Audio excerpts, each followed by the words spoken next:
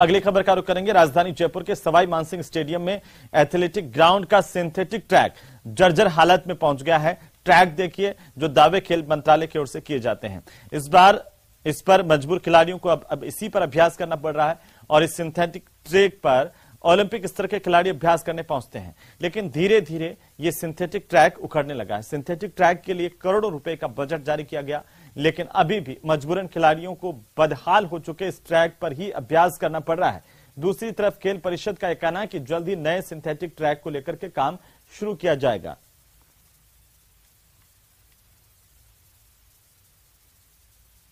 सरकार की मंशा है कि खिलाड़ियों को जो है बहुत कम समय में ये सारी सुविधाएं और जो भी निर्माण प्रक्रियाएं हैं वो पूरी हो, और विशेष रूप से जो ये स्विमिंग पूल है हमारे यहाँ सवाई मानसिंह स्टेडियम में, जो कि बहुत बड़ा मैं समझता हूँ प्रदेश का स्विमिंग पूल है, बहुत कम समय में आप देखेंगे कि उसका लोकार्पण कार्यक्रम होगा और हमारे जो स्विमर्स हैं, जो प्रदेश भर की प्रतिभाएं हैं, उनको एक अच्छा प्लेटफॉर्म मिलेगा।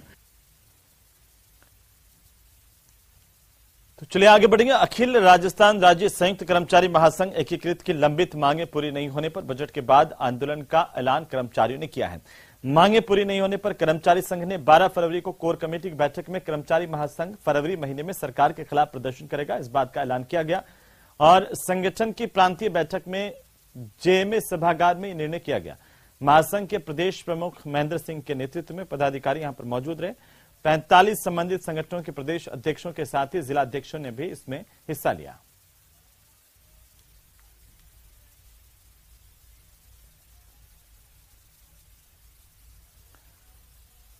तो वहीं कांग्रेस के राष्ट्रीय सचिव और बीज निगम के अध्यक्ष धीरज गुर्जर ने मोदी की सभा पर निशाना साधा। प्रधानमंत्री की सभा पर निशाना साधते हुए धीरज गुर्जर ने कहा कि प्रधानमंत्री मोदी ने कॉरिडोर की जगह खाली डोर दे गए हैं। गुर्जर समाज को इस यात्रा से बहुत आशा थी, लेकिन वो सब धूमिल हो गई। उनसे तो हमारे समाज के शहीदों को भी नमन नहीं किया गया। मोदी की सभा से गुर्जर मतदाताओं पर कितना असर पड़ेगा और आने वाले चुनाव में क्या होगा, इसे लेकर धीरज गुर्जर से खास बातचीत की है हमारे संवाददाता राहुल कौशिक ने।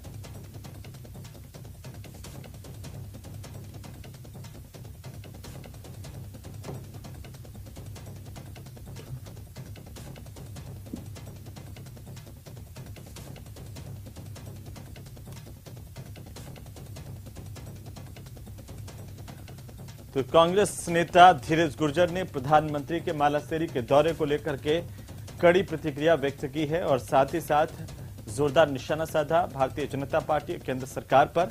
और उन्होंने कहा कि प्रधानमंत्री के इस दौरे से जितनी भी लोगों की आशाएं थी उसके बाद लोग निराश हैं और प्रधानमंत्री ने न केवल गुर्जर समाज के जो शहीद थे उनको नमन नहीं किया, बल्कि इस इलाके के लिए, यहाँ के लोगों के लिए कोई घोषणा भी नहीं की। धीरज गुर्जर न्यूज 18 राजस्थान के साथ खास बातचीत कर रहे थे। तमाम बातें इस दौरान उन्होंने कही हैं।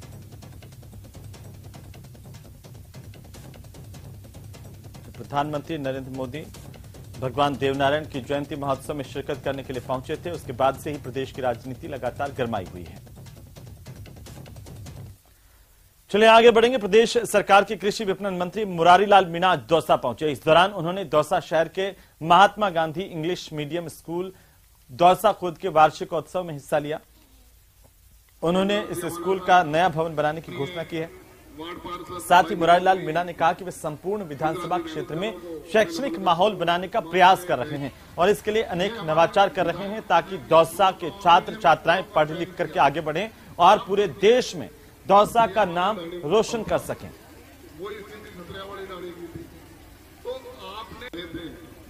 हमने पिछले बजट के अंदर नीलकंठ महादेव हमारा दौसा का और भांकरी रोड दोनों को हम चाहते हैं कि दौसा राजधानी के नजदीक का जिला है और यहाँ पर स्वास्थ्य भी अच्छा जरूरी है, इसलिए दोनों पार्कों को डेवलप करना चाहते हैं टूरिज्म क्षेत्र में। तो ये करीब 12.5 करोड़ रुपए के दोनों के प्रोजेक्ट बने हुए हैं और दोनों प्रोजेक्टों में 1.5 लाख रुपए 1.5 करोड़ रुपए हमको अभी मिला है और इसके अलावा नगर परिषद से भी हमने करीब 1.5 करोड़ रुपए खर्चा किया है।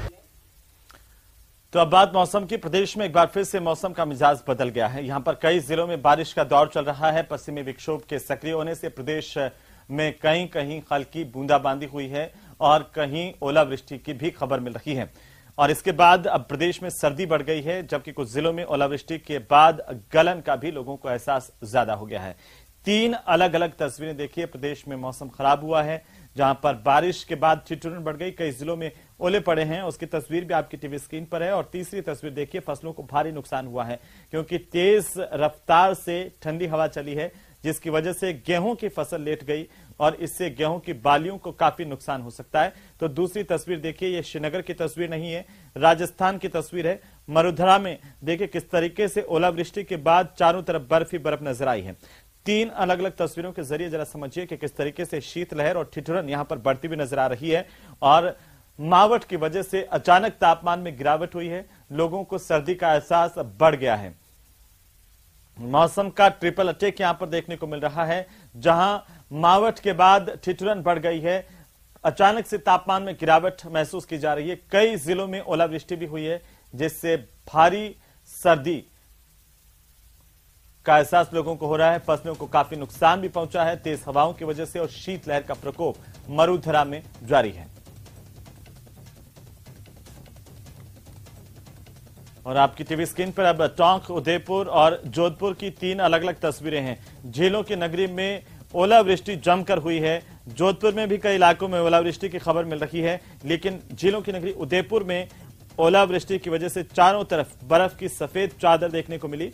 तीन अलग अलग तस्वीरें हैं। टोंक में बारिश हुई, इससे तापमान गिरा, तो उदयपुर में ओलावृष्टि भी हुई और जोधपुर में बारिश और ओले गिरने की खबर मिल रही है। राजस्थान में देर रात से बदले मौसम ने कहर बरपाया है। उदयपुर, सिरोही समेत प्रदेश के कई इलाकों में भारी ओलावृष्टि की खबर है, जिससे किसानों की फसलों को नुकसान पहुंचा है। खास रिपोर्ट देखिए।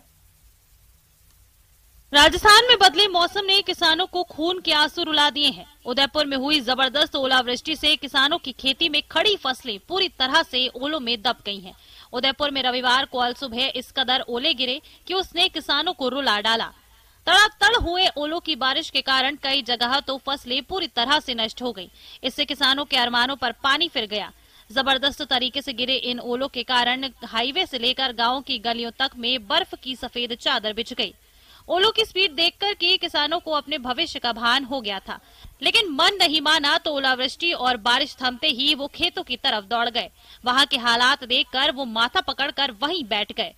पहले फसलों को पाले ने मार डाला था और अब रही सही कसर ओलों ने पूरी कर दी। हालांकि राज्य सरकार ने पाले से खराब हुई फसलों की गिरदावरी के आदेश दे रखे हैं, लेकिन उससे पहले ही उदयपुर के किसानों पर प्रकृति ने दूसरा प्रहार कर उन्हें कहीं का नहीं छोड़ा। प्रदेश में पश्चिमी विक्षोभ की वजह से हो रही बारिश की वजह से फसलों को काफी नुकसान हुआ है। शीतलहर के बाद अब बेमौसम बारिश ने फसलों को नुकसान पहुंचाया और इसके बाद अब कृषि विभाग भी सक्रिय हो गया है। कृषि विभाग ने कहा है कि नुकसान की भरपाई के लिए बीमित काश्तकारों को 72 घंटे के भीतर संबंधित जिले में कार्यरत बीमा कंपनी को सूचना देनी जरूरी है। कृषि आयुक्त कानाराम ने बताया है कि इसकी सूचना बीमा कंपनी के टोल फ्री नंबर या फिर क्रॉप इंश्योरेंस ऐप पर दी जा सकती है। किसान भाई जरा ध्यान दें, उनके लिए बहुत ही महत्वपूर्ण खबर है। कृषि विभाग की ओर से साफ किया गया है कि 72 घंटे में किसानों को बीमित फसल को लेकर के अगर खराबा हुआ है तो इसकी जानकारी देनी जरूरी है। इसके अलावा प्रभावित बीमित किसान जिलों में कार्यरत बीमा कंपनी, कृषि कार्यालय अथवा संबंधित बैंक को भी हानि प्रपत्र भर करके सूचना दे सकते हैं। आपको ये हानि प्रपत्र संबंधित बैंक में मिलेगा, जिसको भर करके आप संबंधित बैंक को दे सकते हैं। लेकिन किसान भाई जिनके यहां पर भारी नुकसान हुआ है, वे बीमित कंपनी को भी सूचना दे दें। वहीं सवाई माधोपुर के रणथंभौर स्थित होटल क्लार्क्स इन में आगामी 1 फरवरी को मिसेस इंडिया प्रतियोगिता आयोजित हो रही है, जिसमें भाग लेने वाली महिलाएं रणथंभौर पहुंच रही हैं। देश के कोने कोने से महिलाएं यहां पर मिसेस इंडिया प्रतियोगिता में हिस्सा लेने के लिए पहुंच रही हैं। ये प्रतियोगिता इसलिए बेहद खास होगी क्योंकि इसमें विवाहित महिलाएं बड़े ब्यूटी कॉन्टेस्ट में हिस्सा लेने जा रही हैं। मिसेस इंडिया के फाइनल कंपटीशन से पहले सेमीफाइनल पूरा हो चुका है। अब फाइनल रणथंभौर में होगा। रणथंभौर के होटल में देश भर से विवाहित सुंदरियां कैटवॉक करती हुई नजर आ रही हैं और इसके लिए विभिन्न तरह के प्रशिक्षण भी आयोजित किए जा रहे हैं। फाइनल में भाग लेने वाली कंटेस्टेंट को विभिन्न प्रशिक्षण भी प्रदान किए जा रहे हैं।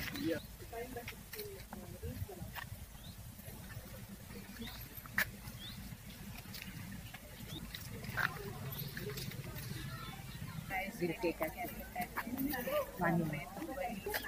यहाँ पे आप लोगों को बोले 2022 का फाइनल्स हो रहा है रणथंभौर में। ये 1 फरवरी को होगा यहाँ पे क्लार्कसन रणथंभौर में।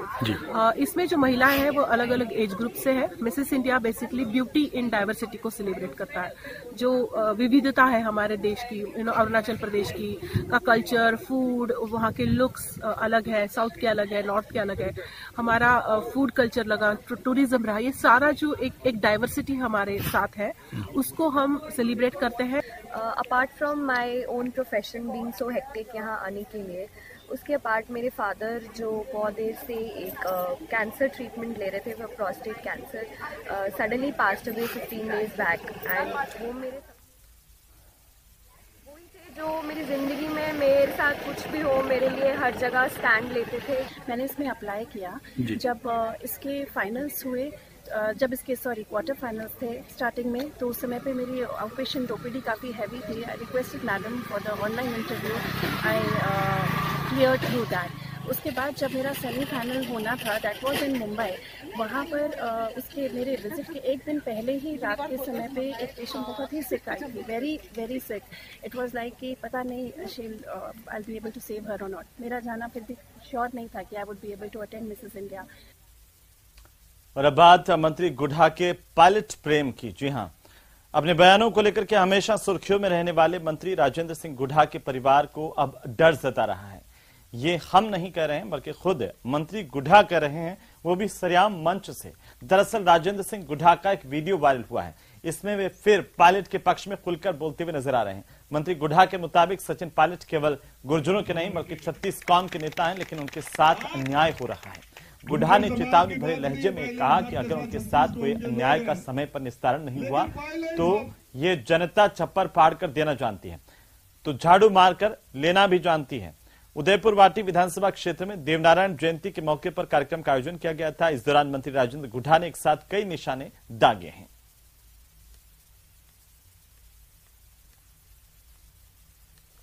वो अभिमन्यु चक्रव्यूह में घुसना जानता था, निकलना नहीं जानता था। ये अभिमन्यु चक्रव्यूह को तोड़ना भी जानता है। हकीकत है पायलट साहब, एक पायलट साहब का आवाज गलत काम हो गया। सारा का सारा बोलो गुजरो तो राजेंद्र गुढ़ा का नहीं गया, मोबाइल में घखाट उठो, बोलो तो चुनाव वो तो बोले रणबीर 2003 चुनाव बोलो कि एक गऊ ने मार दी, इस चक्कर के माने गऊ हत्या कर दी। भगवान देवनारायण जगो कर्म करे दंड जगो मरती दे मन दुर्गा को काल मुंडो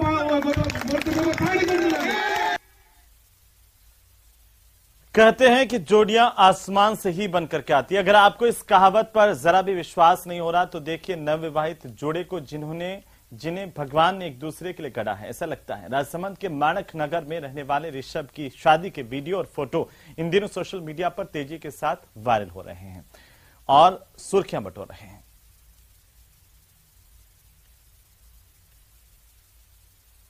कहते हैं ना कि जोड़ियां आसमान से ही बनकर आती हैं। अगर आपको इस कहावत पर विश्वास नहीं हो तो देखिए इस नव विवाहित जोड़े को जिन्हें भगवान ने एक दूसरे के लिए गढ़ा है। राजसमंद के माणक नगर के रहने वाले ऋषभ की शादी के वीडियो और फोटो इन दिनों सोशल मीडिया पर सुर्खियां बटोर रहे हैं। दरअसल ऋषभ की हाइट केवल 3 फीट 7 इंच है। ऐसे में परिवार वालों को उसकी शादी को लेकर काफी चिंता थी, आखिर हो भी क्यों ना।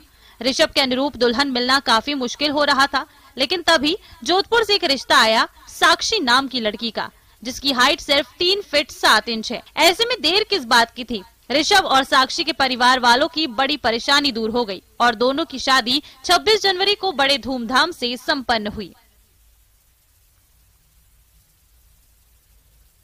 अजमेर से खबर, जहां पर हजरत ख्वाजा गरीब नवाज का 811वां उर्स परवान पर है। हर रोज हजारों जायरीनों के पहुंचने का सिलसिला यहां पर जारी है।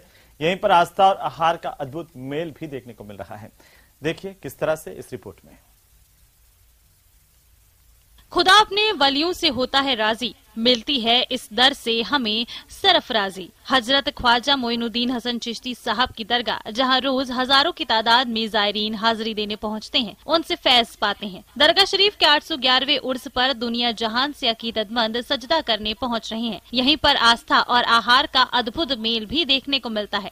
दरअसल ख्वाजा गरीब नवाज की दरगाह में 2 बड़ी देंगे हैं, जहां जायरीन अपनी हैसियत के हिसाब से नजराना चढ़ाते हैं। दरअसल ख्वाजा साहब के दरबार में बादशाह अकबर और बादशाह जहांगीर ने इन देगों को पेश किया था। अकबर की ओर से चढ़ाई गई बड़ी देग में 120 मन चावल, जबकि जहांगीर की चढ़ाई गई छोटी देग में 60 मन चावल पकाए जाते हैं। दरगाह में हर मजहब और मिल्लत के जायरीन हाजिरी देने पहुँचते हैं, इसलिए उनके अकीदे का भी खास ख्याल रखते हुए दोनों देगों में मीठे चावल ही पकाए जाते हैं। जी हाँ, ये बड़ी देग है, उधर में छोटी देग है। बड़ी देग जो है अकबर बादशाह ने पेश करी थी, छोटी जहांगीर ने। बड़ी देग में 120 मन खाना बनता है, छोटी में 60 मन। जिसका भी मन्नत मुराद पूरा होता है वो आके बनाता है। ये